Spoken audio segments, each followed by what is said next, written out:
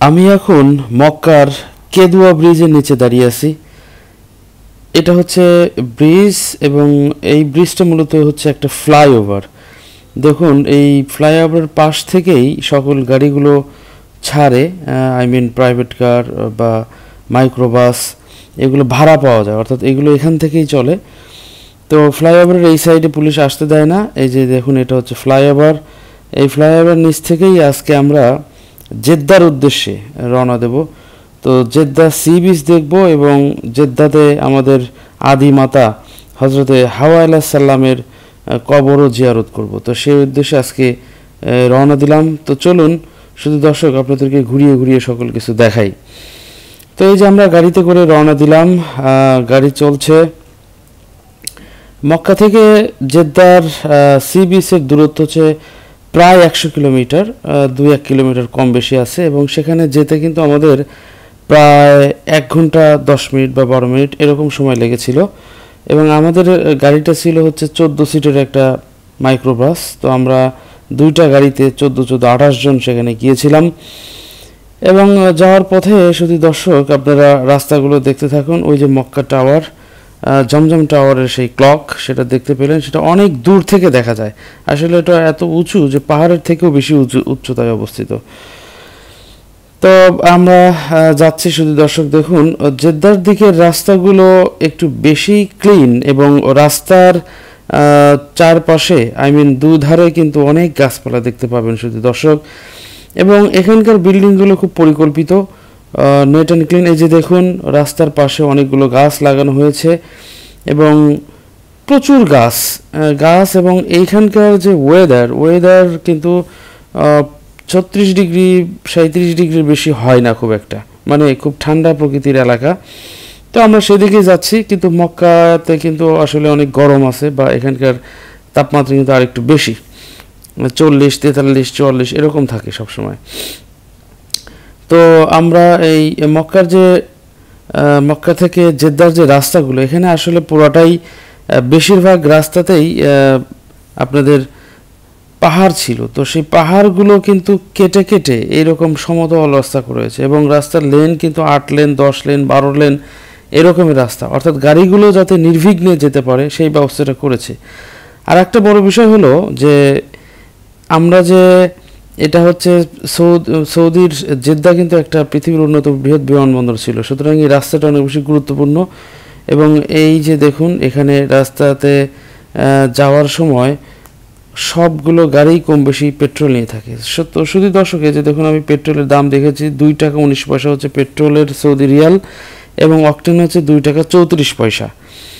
তো 2 টাকা 34 পয়সা বা 2 টাকা 19 পয়সা পেট্রোল, তো সেটা খুব বেশি না। আমাদের যদি 31 বা 32 টাকা দরে ধরি তাহলে কিন্তু খুব অল্প দামেই পাওয়া যায়। তো ইনি হচ্ছেন আমাদের গাড়ির ড্রাইভার ছিল, তাকে আমি জিজ্ঞেস করলাম আপনার নাম কি, তো বলল তার নাম হচ্ছে সরফরাজ। তো সরফরাজ ভাই কিন্তু তিনি বললেন যে তিনি দীর্ঘ 17 বছর ধরে সৌদি আরবে আছেন এবং তিনি খুব আশ্চর্য হলেন যে বাংলাদেশের পেট্রোলের দাম 125 থেকে 30 টাকার মধ্যে। এটা শুনে সে আশ্চর্য হলেন। সে বলল যে পাকিস্তানের পেট্রোলের দাম 325 রুপি এবং এটাও বললো যে ইন্ডিয়ার কাছাকাছি আপনাদের দাম, আপনাদের ইন্ডিয়াতে কিন্তু 120 রুপি পেট্রোলের দাম। তো যাই হোক, তো ড্রাইভার মশাই তিনি আমাদেরকে এই ফাঁকা জায়গাটা একটু পার্কিংয়ে রেখে তিনি কিছু খেতে গেলেন। তো আমাদের কাছে সময় চেয়ে নিয়ে গেলেন যে ভাই আমি সারাদিন কিছু খাইনি, আমি কিছু খেয়ে নিয়ে তারপর রওনা দেব। তো আমরা কিছুক্ষণ ভিতরে ওয়েট করলাম, যেহেতু এসি ছিল গাড়িতে। এই যে দেখুন অনেক বাচ্চা টাচ্চা ছিল গাড়ির মধ্যে। তো আমাদের তেমন কোনো সমস্যা হয়নি, আমরা বসে আমরাও রেস্ট করতেছিলাম। তো এরপরে ড্রাইভারের খাওয়া দাওয়া শেষে আবার গাড়িটা চলা শুরু করলো। তা আমি বলেছিলাম শুধু দর্শক যে টোটাল রাস্তা কিন্তু প্রায় 100 কিলোমিটার, 98.12 কিলোমিটার। তো এত বড় রাস্তা যেতে, এই যে দেখুন এটা হচ্ছে মক্কা গেট। এটা কোরআন শরীফের আদলে, যে কোরআন শরীফ যে রেহেলের উপর রাখা হয় সেই আদলের কিন্তু গেট করা হয়েছে। তো সেই গেট দিয়েই কিন্তু আমরা সরাসরি সামনের দিকে চলে যেতে লাগলাম। তো গাড়ি কিন্তু ঘন্টায় প্রায় মানে মিনিমাম 100 কিলোমিটার স্পিডে চলে। এই যে দেখুন আমরা জেদ্দা সি বিচে অলরেডি চলে এসেছি। আপনারা দেখতে পাচ্ছেন যে সূর্য অস্তমিত হতে যাচ্ছে, বিকেল হয়ে গেছে যেতে যেতেই আমাদের, এবং একদমই কিন্তু নিরিবিলি, এখানে মানুষজন খুব একটা নেই, রাস্তায় মানুষের চলাচল নেই, একদম নিরিবিলি, এবং প্রচুর খেজুর গাছ মানে বিচের চারপাশে লাগানো আছে, রাস্তার চারপাশে। শান্ত, স্নিগ্ধ, কোমল, আর খুব ঠান্ডা বাতাস, লোহিত সাগরের যে বাতাস, সেই বাতাসটা কিন্তু আমাদের এসে লাগতেছিল আর কি। তো আমরা এই যে খেজুর গাছ দেখুন, আর এরপর ছোট ছোট অন্য গাছ দেখুন, ফুলের বাগান দেখুন। তো এই যে পানি দেখতে পাচ্ছেন শুধু দর্শক, ওই যে ওপারে পানি। আর সৌদির নিয়ম হচ্ছে ডান পাশ দিয়ে গাড়ি চলে, তো আমরা এই জন্য ডান পাশ দিয়ে চলছি, এবং ওই দূরে কিন্তু সেই লোহিত সাগরের সেই নীল জলরাশি সেটা কিন্তু আমরা দেখতে পাচ্ছি। এবং দেখুন কত বিশাল স্কোয়ার কিলোমিটার এলাকা জুড়ে কিন্তু এই সি বিচের পাশে তারা জায়গা করে দিয়েছে। তো এখানে আসলে ঘুরতে যাওয়া যায়, অনেকেই এখানে ঘুরতেই আসে। আর আমরা তো জানি যে সৌদি আরব হলো, মানে জেদ্দা হলো সৌদি আরবের পশ্চিমাঞ্চলে লোহিত সাগরের তীরে অবস্থিত। লোহিত সাগরের এই এলাকাটার নাম হচ্ছে তিহামা অঞ্চল। এটি কিন্তু একটা গুরুত্বপূর্ণ শহর জেদ্দা, কারণ এখানেই ওদের দেশের যে সর্ববৃহৎ যে সমুদ্র বন্দর সেটা কিন্তু আছে। আর এখানকার জনসংখ্যা খুবই কম, 43 লক্ষ। এই 43 লক্ষ জনগণ নিয়ে এই সৌদি আরবের এটা একটা অন্যতম বাণিজ্যিক রাজধানী বা বাণিজ্যিক কেন্দ্র। তো শুধু দর্শক আমরা বাস থেকে নেমে পড়েছি, এই যে লোহিত সাগরের এইখানে দেখুন কি সুন্দর করে বসার জায়গা করে দিয়েছে। আমরা এই যে মসজিদটা দেখতে পাচ্ছেন, এই মসজিদেই আমরা নামাজ পড়ব। আসলে এই মসজিদের নাম হচ্ছে আনানি মসজিদ। এই আনানি মসজিদেই কিন্তু আমরা, যেহেতু আসরের নামাজের টাইম হয়ে গেছে, সুতরাং আজ দেখুন আমরা সবাই এখানে নেমে পড়লাম। বিশাল স্কোয়ার করে, একটা স্কোয়ারের মতো করে বিশাল ফাঁকা জায়গা। সৌদি আরবে একটা জিনিস কিন্তু খুব বেশি দেখতে পাওয়া যায়, সেটা হচ্ছে বিড়াল। আর এই বিড়ালকে সবাই খেতে দেয় আদর করে। দেখুন এই যে বাচ্চারা সবাই খেলছে, আমার ছেলে দৌড়াদৌড়ি করছে, লাফাচ্ছে। তো এখানে এই বিড়ালদেরকে সবাই খুব ভালোবাসে, কিন্তু সৌদিতে আমি কোনো কুকুর দেখতে পাইনি। তো সবাই বিড়ালকে দেখছি বেশ আদর যত্ন করে। তো শুধু দর্শক আমি আপনাদেরকে ঘুরিয়ে ঘুরিয়ে দেখে দিচ্ছি এই মসজিদের চারপাশ। এই যে দেখুন আরও কিছু, সবাই আমরা ফ্যামিলি নিয়ে গিয়েছিলাম, এই জন্য অনেক বাবু এই যে হাসতেছে। তো এটা হচ্ছে মসজিদের ভিতর। মসজিদের ভিতরটা অনেক ঠান্ডা, আর ঠান্ডা মানে এসির কারণে ঠান্ডা, কিন্তু খুব শান্ত, নিরিবিলি, কোনো লোকজন নেই, এবং একটা বিশাল মসজিদ, চোখ জুড়িয়ে যায়। উপরে ঝাড়বাতিগুলো দেখুন, এই যে বাচ্চারা দৌড়াদৌড়ি করছে মসজিদের ভিতরেই।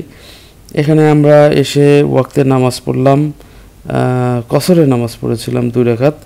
তো যাই হোক, নিজেদের মধ্যে থেকে ইমাম হয়েছিলেন একজন মুফতি সাহেব ছিলেন তিনি। তো এই যে দেখুন মসজিদটার চারপাশে খুব সুন্দর কারুকার্যের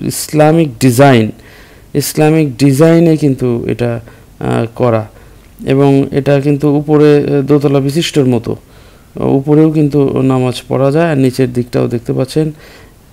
আর যেটা বলছিলাম যে সৌদি আরবের যতগুলো মসজিদ আছে, সেই মসজিদের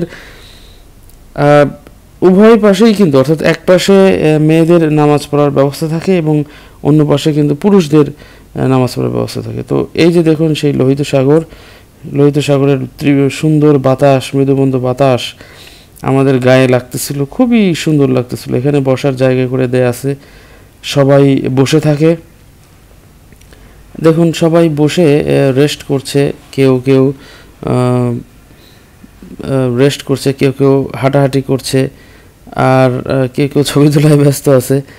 তো আসলে এই যে মসজিদ কম্পাউন্ডটার সাথেই কিন্তু এই যে বসার জায়গা, দেখুন বিভিন্ন দেশের লোকজন কিন্তু এসেছেন এবং তারা বসে আছেন। আমরা অনেকক্ষণ বসেছিলাম এখানে, হাওয়া খেলাম।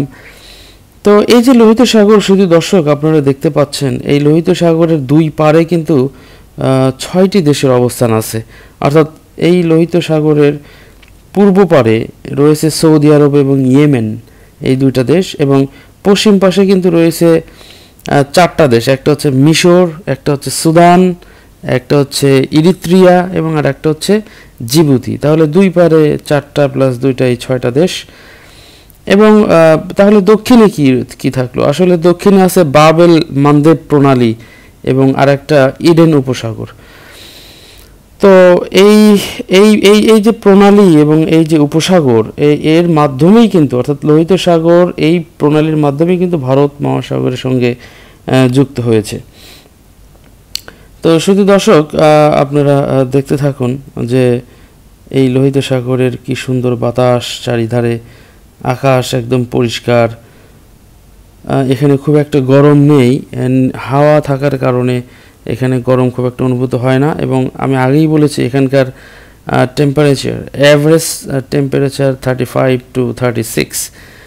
ওই যে আমার ছেলে দাঁড়িয়ে আছেন, সাথে আরও যারা বয়স্ক অনেক মুরব্বী এসেছিলেন, তারাও এই জায়গাতে এসে কিন্তু বেশ আনন্দ পাচ্ছে। এবং সূর্যটা কিন্তু একটু ডুবু ভাব হয়ে গেছে। তো আমি চিন্তা করলাম যে একটু নিচে নেমে যাই, মানে এই যে ব্যারিকেডটা দেওয়া আছে বা বসার জায়গা করা আছে, সেখানে একটু নিচে গেলে কেমন হয়।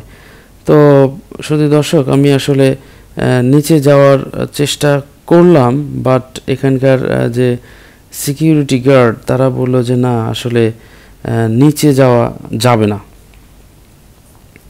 কেন নিচে যাওয়া যাবে না? বলল যে এটা হচ্ছে সৌদির যে ল, সেই লটা আসলে কেউ ভায়োলেট করতে পারে না। ল মিনস ল, এটা কেন ওর কোনো উত্তর নাই, সেটাই। এই জন্য আমরাও আসলে পরবর্তীতে আমিও আর গেলাম না। তো যাই হোক, এই যে দেখুন শুধু দর্শক, সবাই বসে আছে। এখানকার মনোরম স্নিগ্ধ বাতাস, এখানকার যে শীতল আবহাওয়া, সেই শীতল আবহাওয়াটাকে আসলে আমরা প্রাণ ভরে আমরা আসলে উপভোগ করতেছিলাম। আমাদের সঙ্গে এই যে আমি যখন নিচে নেমে গেলাম, কিছু দূর একটু হাঁটলাম বটে, কিন্তু এরপরেই কিন্তু আমি আর যাইনি, কারণ আমাকে আসলে নিষেধ করা হয়েছে যে এখানে যাওয়া যাবে না। তো যাই হোক, শুধু দর্শক, ইন দি মিন টাইমে কিন্তু একেবারে সন্ধ্যা লাগালাগ অবস্থা। তো এই সি বিচের পাশেই কিন্তু বিশাল একটা গার্ডেন করা, বিশাল একটা বাগান করা, এত বড় বাগান যে আসলে হেঁটেই আপনি শেষ করা যান। আমার মনে হয় যে এই বাগানটা কয়েক কিলোমিটার এলাকা জুড়ে আসলে অবস্থিত। তো আমি চিন্তা করলাম যে যাই, এই বাগানটার ভিতরে একটু ঘুরে দেখে আসি। এটা হচ্ছে একটা খেজুর বাগান, এবং এই যে দেখুন এখানে পানির ফোয়ারা হচ্ছে, পানি বের হচ্ছে, এবং সন্ধ্যার সময় এই জায়গাটা আরও বেশি জমজমাট হয়ে যায়, কেননা এখানে বিভিন্ন ধরনের লাইটিংস এবং বিভিন্ন ধরনের আলোক উজ্জ্বল বর্ণিল সাজসজ্জা করা হয় অটোমেটিক্যালি। এই যে পানির ফোয়ারা আছে এখানে, তো একদম খেজুর গাছে এখন অবশ্য খেজুর নেই, খেজুর খুব ছোট ছোট। আমি আসলে যে টাইমে গিয়েছি, এটা আসলে ওদের খেজুর পাকার সময়ও না। দেখুন একেবারে নিরিবিলি পার্ক, বাচ্চাদের নিয়ে আসার জন্য একটা অন্যতম জায়গা। অনেক সৌদিয়ান ফ্যামিলি কিন্তু এখানে এসে তারা বসে আছেন, তারা নিজেদের মতো করে সময় কাটাচ্ছেন, তাদের ফ্যামিলি নিয়ে এসেছেন দেখেছি। তাদের বাচ্চা কাচ্চারা দৌড়াদৌড়ি করছে, খেলাধুলা করছে, তারা সমুদ্রের পাড়ে বসে নিরিবিলি সময় কাটাচ্ছে। মানে এটাকে আসলে তারা ফ্যামিলি রেস্টিং প্লেস হিসেবে, দেখুন ঘাসগুলো কিন্তু কোথা থেকে তুলে নিয়ে এসে লাগানো, একেবারে কার্পেটিং, যে ফুটবল মাঠের যে কার্পেটিং যে ঘাসগুলো থাকে ফুটবল খেলার মধ্যে, ঠিক ওরকম। আর এখানে কিন্তু ক্লিনারের অভাব নাই, অর্থাৎ ক্লিনার প্রচুর পরিমাণে দেওয়া থাকে, অনেক লোক রাখা আছে, তারা সবসময় এটা ক্লিন করতেই থাকে। এই জন্য এত বেশি নিরিবিলি, এত বেশি শান্ত, এত বেশি পরিষ্কার। তো আমরা পার্কের ভিতর দিয়ে আসলে হাঁটলাম। এই যে দেখুন পার্কের ভিতরে কিন্তু বিভিন্ন ধরনের ফুলের গাছ লাগানো আছে, বিভিন্ন ধরনের, এই যে বড় গাছগুলো কিন্তু ফুলের গাছ, এবং এখানে অনেক সারি সারি নারকেল গাছ, এখানে কিন্তু প্রচুর পরিমাণে নারকেল গাছও আছে। তো নারকেল গাছ সারি সারি আছে, খেজুর গাছ সারি সারি আছে, বিভিন্ন ফুলের গাছ, সকল কিছু। এই দেখুন রাস্তার পাশেই কিন্তু এই এত বিশাল একটা স্কোয়ার করে একটা জায়গা, আসলে হেঁটে শেষ করা যায় না। ঝাউ বাগান আছে, সকল কিছু আছে।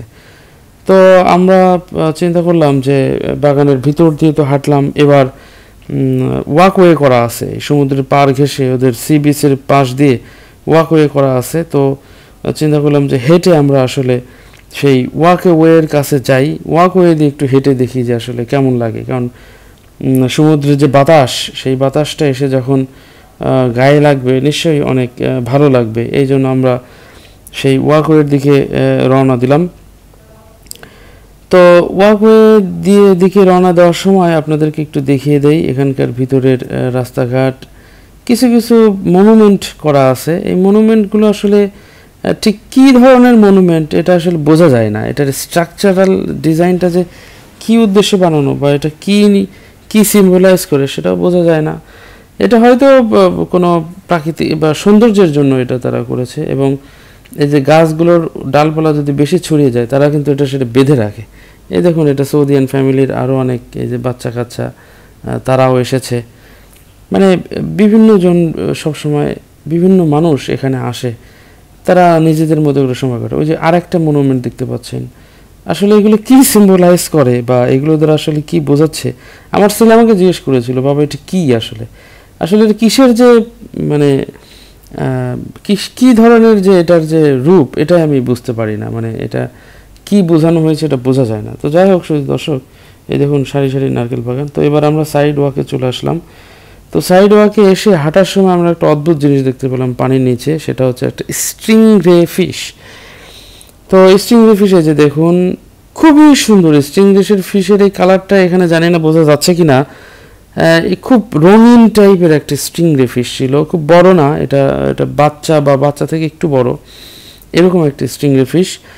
তো এটাকে তো বাংলাদেশে আসলে সবাই বলে যে শাপলা পাতা মাছ।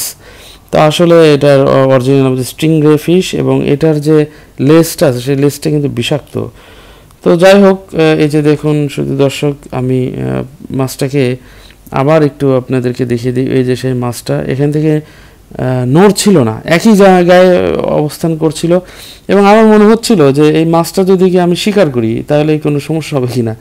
কিন্তু আসলে সেই সাহসটা হয়ে ওঠেনি, কারণ শিকার করার মতো কিছুই ছিল না। আর আপনারা জানেন যে স্ট্রিং রে ফিশ কিন্তু আসলে খালি হাতে আসলে শিকারও করা যায় না।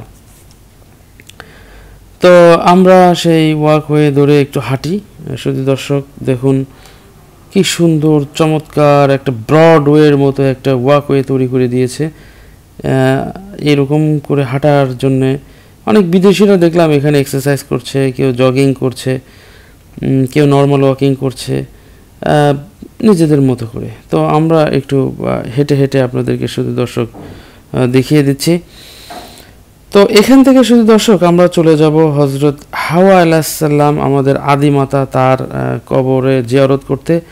কিন্তু একটা সমস্যা হলো, আমরা এখান থেকে যখন রওনা দিই তখন অলরেডি সন্ধ্যা হয়ে গেছে, যার কারণে আমরা কিন্তু এই যে দেখুন আমরা আরেকটু গাড়ি নিয়ে কিনারে আসলাম। এখন অলরেডি মাগরিবের নামাজের আজান দিবে। তো এই বিচের পাশেই আবার আরেকটা মসজিদ আছে, ছোট মসজিদ। তো সেখানে আমরা মাগরিবের নামাজ পড়ব। তো সেই মসজিদে আসলে প্রত্যেকটা সৌদি আরবের প্রত্যেকটা মসজিদের মধ্যে কিন্তু একটা ফ্রিজ থাকে, এবং গভর্নমেন্ট থেকেই কিন্তু অনেক পানি টানি সেই ফ্রিজের মধ্যে রাখা হয়। অর্থাৎ কোনো ভিজিটর্স বা কোনো ট্যুরিস্ট যদি নামাজ পড়তে আসে, এই যে দেখুন রাতের বেলার সি বিচ, ওই যে দেখুন পানি কত উপরে উঠাচ্ছে ওরা।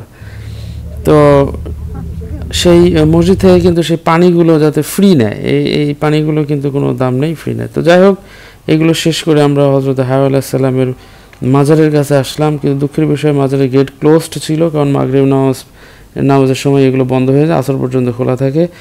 তো আমরা তো জানি শুধু দর্শক যে কেউ কেউ বলে থাকেন হাওয়া আলাইহিস সালামের এই সমাধিটির দৈর্ঘ্য 120 মিটার এবং প্রস্থ কিন্তু 3 মিটার, উচ্চতা 6 মিটার। এবং এটা হচ্ছে জেদ্দার নগর কেন্দ্র একটা বালাদ মার্কেট আছে, সেই বালাদ মার্কেটের কাছে অবস্থিত, এবং প্রধানতম সড়ক মদিনা রোডের পাশে, ফলে এখানে যাওয়া আসা কিন্তু সহজ।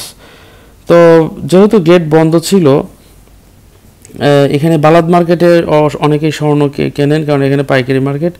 তো যেহেতু বন্ধ ছিল, আমরা শুধুমাত্র বাইরে থেকেই জিয়ারত করেছিল। শুধু দর্শক, আজকে এ পর্যন্তই। আল্লাহ হাফেজ।